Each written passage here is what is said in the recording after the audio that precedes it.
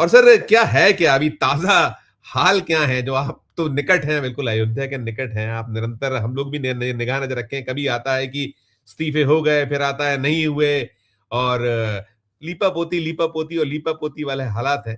शुरुआत आपसे डॉक्टर उत्कर्ष सिन्हा साहब, क्या ताजा हालात और क्या पूरी प्रतिक्रिया है कि 8 छोटे जो कर्मचारी, जो उम्मीद हम लोग कर रहे थे कि ये वही है कि छोटों पर आप फोड़ देंगे ठीकरा और हो जाएगा, निकल जाएगा मामला मस्त।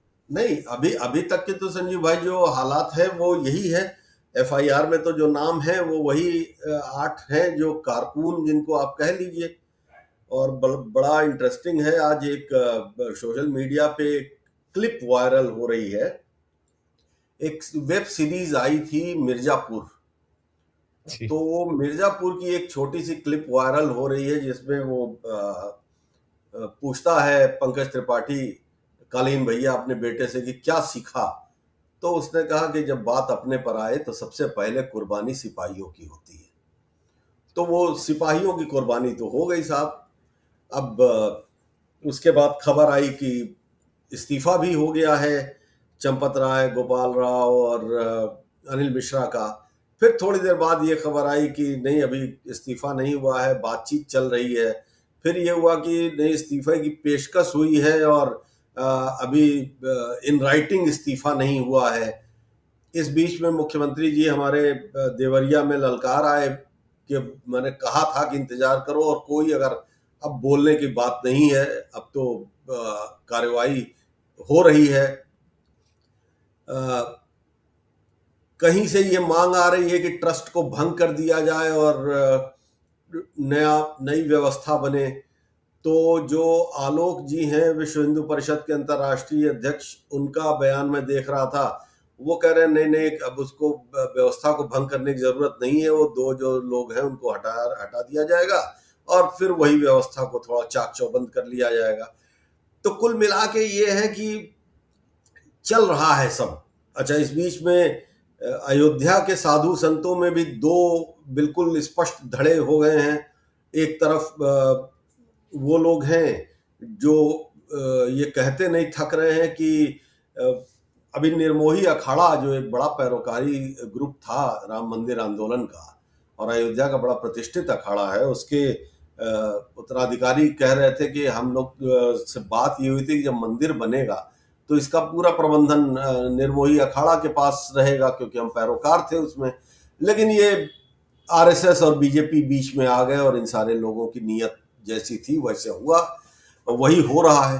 तो ये आरोप भी लग रहे हैं। एक दो लोग उसमें, एक दो संत ऐसे हैं जो कंट्रोवर्सी में रहते हैं, वो लोग भी कह रहे हैं कि अब वो सवाल उठाने वालों को सवालों के घेरे में ले रहे हैं। तो ये सब चल रहा है, एक अलग तरह का एक क्यास मचा हुआ है। एसआईटी की रिपोर्ट जारी नहीं हुई है, जारी होगी भी नहीं, क्योंकि एसआईटी ने कहा है कि अभी ये एसआईटी जारी रहेगी, अभी ये इन्वेस्टिगेशन जारी रहेगा। एफआईआर हो गई है तो अब पुलिस भी इंक्वायरी करेगी, लेकिन पुलिस ने आज रिमांड नहीं लिया, अरेस्टिंग एग्जैक्टली तो हुई। एग्जैक्टली, ये पुलिस कस्टडी क्यों नहीं मांगी गई, ये बड़ा सवाल उठा हुआ है, पुलिस कस्टडी वो नहीं बताया मांगी। गया कि साहब मुहर्रम है, छुट्टी है, मजिस्ट्रेट साहब नहीं है, अब कल हम देखेंगे। तो ये बहुत सारी चीजें चल रही हैं, लेकिन कुल मिला के ये कि इस पूरे घटनाक्रम ने एक चीज तो लोगों के मन में डाल दी है, और वो ये है कि सब कुछ साफ नहीं है। देखिए, इस पूरे घटनाक्रम के भीतर ना सबसे बड़ा जो ब्रांड लॉस हुआ है वो आरएसएस का हुआ है। और योगी आदित्यनाथ चूंकि हिंदुत्व के अपने ब्रांड को लेके बहुत कॉन्शियस रहते, तो आज का उनका भाषण जो था वो यही था कि मैं किसी को नहीं छोड़ूंगा जो हिंदू धर्म के खिलाफ जाएगा। तो उन्होंने अपना नंबर आज बढ़ाया, और उत्तर प्रदेश का मामला है तो अमला तो उनके साथ ही है। अब आरोप तो ये भी लग रहे थे कि ये जो इस्तीफे खबर आ रही है, ये मुख्यमंत्री कार्यालय के एक प्रमुख अधिकारी हैं, बड़े विश्वस्त, वही छोड़ रहे हैं ये फिलर्स, फोन कर रहे हैं कुछ पत्रकारों को, कुछ उसको, और इंफॉर्मेशन दे रहे हैं। इस्तीफे की कॉपी तो अभी तक हम लोगों ने देखी नहीं, देख पाएंगे कि नहीं देख पाएंगे वो भी आगे का मामला, क्योंकि अब हमारे यहाँ जो है बहुत सारे कागज वही देखने को मिलते हैं मीडिया को, जो जो दिखाया जाना चाहिए। जैसे एफआईआर की कॉपी दिख रही है, लेकिन इस्तीफे की कॉपी नहीं दिख रही है। तो बहुत ये इस तरह से चीजें चल रही हैं कि अब इस पूरे मामले में सब लोग अपनी अपनी पोजीशनिंग ठीक करने में लगे हुए हैं, अपने अपने लिए एज ढूंढने में कि कैसे इंटरनल जो पॉलिटिक्स है between three power centres, centre जो प्रधानमंत्री कार्यालय है जिसके पहल पर ये ट्रस्ट बना था और जिसके नुमाइंदगी नृपेंद्र मिश्रा कर रहे थे, जो प्रधानमंत्री के सलाहकार भी रहे हैं, और उन्होंने बड़ा क्लियर कट ट्रस्ट के ऊपर ही और व्यवस्था के ऊपर ही आरोप लगाए। तो ये भी बात हुई कि एक सीईओ, उन्होंने बताया कि एक सीईओ की भी नियुक्ति होनी चाहिए। तो अब ये था कि कहीं ऐसा तो नहीं कि मिश्रा जी जो है अपने लिए सीईओ का पद तलाश रहे हैं। तो वो अलग चल रहा है। योगी जी के सामने एक बड़ा धर्म संकट था कि कड़ी कार्रवाई अगर नहीं हुई तो कुछ कार्रवाई तो हो गई। अब आरएसएस, मोहन भागवत अभी तक चुप हैं। वो जैसा कि आरएसएस हमेशा करता है कि कोई भी कंट्रोवर्सी होती है तो मुझसे क्या मतलब, सानुकी वाले मोड में आ जाता है कि मैं नहीं जानता हूं, तो विश्व हिंदू परिषद का मामला है, संघ का कोई लेना देना नहीं। अब कौन नहीं जानता है कि विश्व हिंदू परिषद संघ का ही आउटफिट है। लेकिन भागवत, दत्तात्रेय होसबोले, कृष्ण गोपाल, इस तरह के जितने संघ के बड़े पदाधिकारी हैं वो सब सन्नाटा खींच के बैठे हुए हैं। जनता बहुत दुखी है।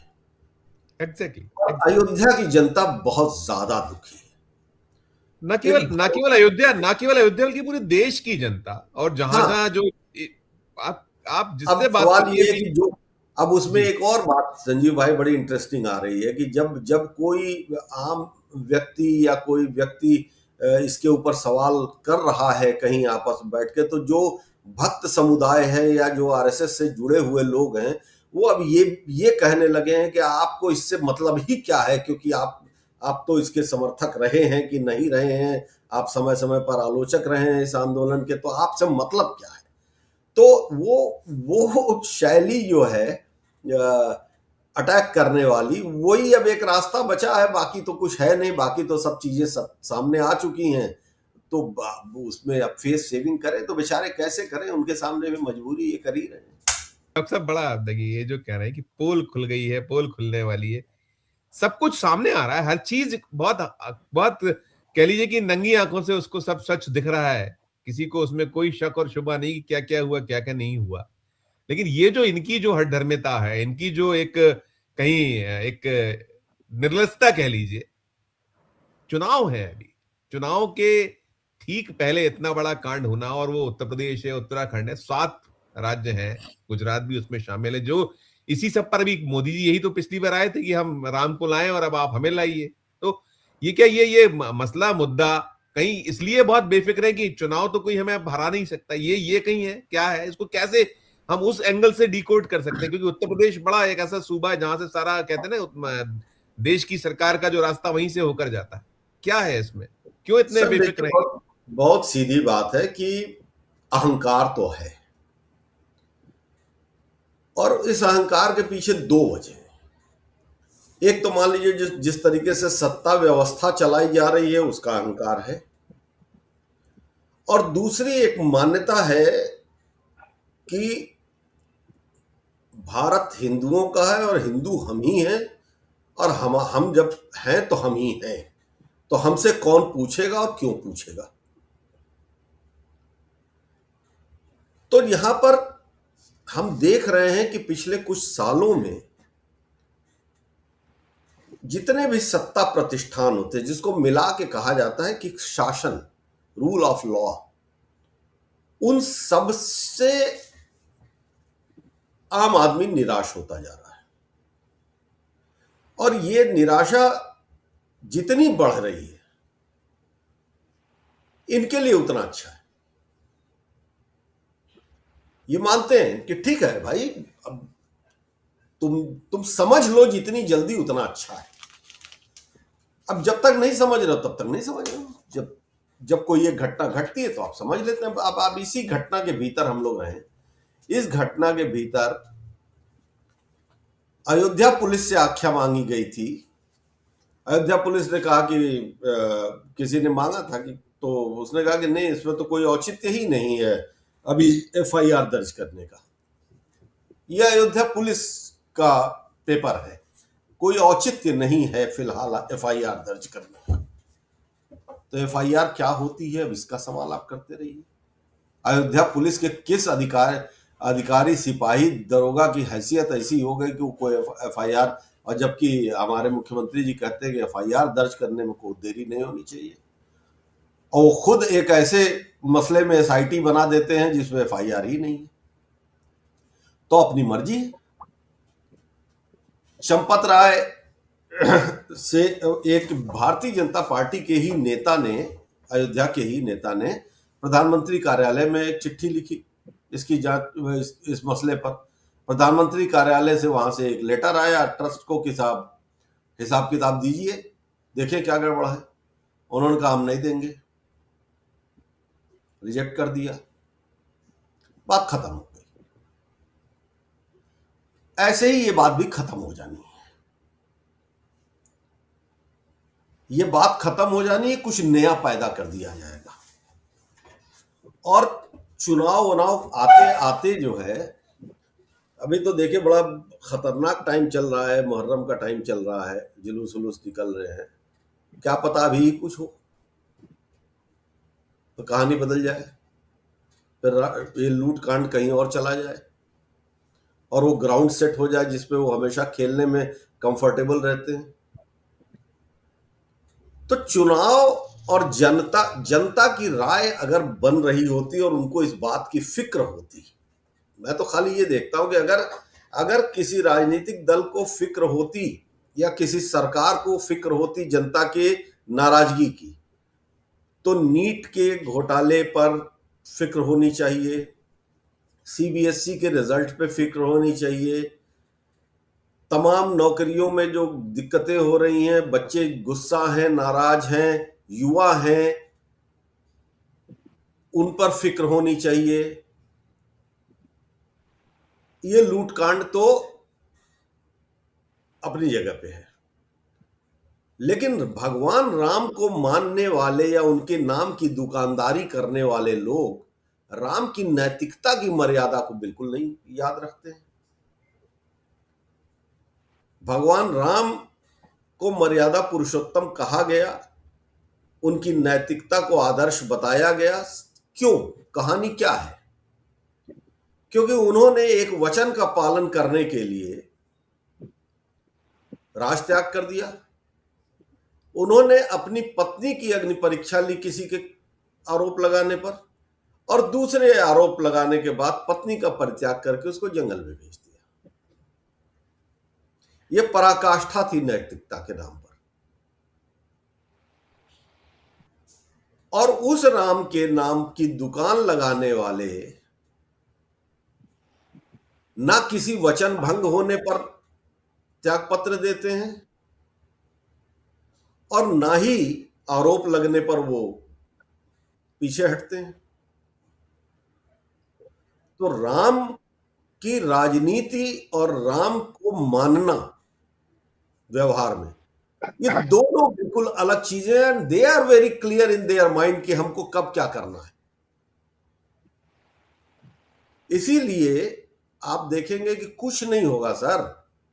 नहीं, जो राजू जी ने कहा, अभी राजू जी ने कहा कि कुछ नहीं कुछ होने नहीं हो, वाला कुछ अभी, नहीं होने। कुछ दिन तक कुछ नहीं होगा। बहुत होगा तो धीरे से रीशफलिंग का कोई दूसरा बहाना मांगा जाएगा और वो जो करना है कर लिया जाएगा। लेकिन पब्लिक ग्रीवांस से इस सरकार को कोई लेना देना है नहीं। उसके पास बहुत फार्मूले हैं चुनाव में जाने के लिए। उसने पूरे तंत्र को अपने इस तरह के नियंत्रण में रख लिया है कि वो तंत्र जो है वो उसको चुनाव जितवाए। एग्जैक्टली, अब एग्जैक्टली। 5%, 10%, 20% वोट का सवाल नहीं है। अब तो जब 25-30% वोट शिफ्ट हो तभी आप कुछ मानिए, ठीक बात, ठीक बात। इसके अलावा मत मानिए। और बिल्कुल, लोग बिल्कुल। कौन है? लोग भी तो वही हैं, वोटर भी तो वही है। जी, जी। राम की नैतिकता किसको समझ में आती है आज की तारीख में? तो ठीक है। They knows very well what is the society, what is the mindset of society. एक दो दिन तीन दिन हल्ला होगा, बात होगी, उसके बाद सब अपने अपने रास्ते, यही हो रहा है।